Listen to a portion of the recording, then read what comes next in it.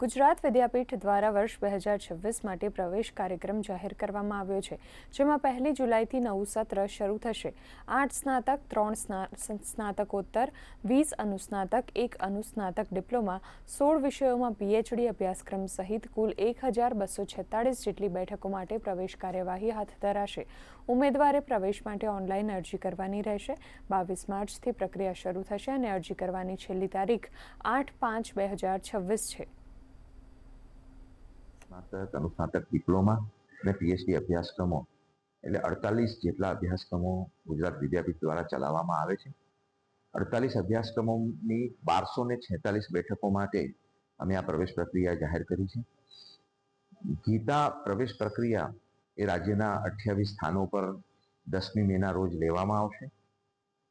12 અને 13 મેના રોજ અમે એના માટેનું કાઉન્સેલિંગ રાખ્યું છે અને 14મી મે પીએચડીના વિદ્યાર્થીઓ માટે એ જીડીપીઆઈ યોજાશે। આ સમગ્ર પ્રક્રિયા 14 મે દરમિયાન પૂર્ણ થઈ જશે અને 1 જુલાઈથી નવા શૈક્ષણિક સત્રનો પ્રારંભ થશે।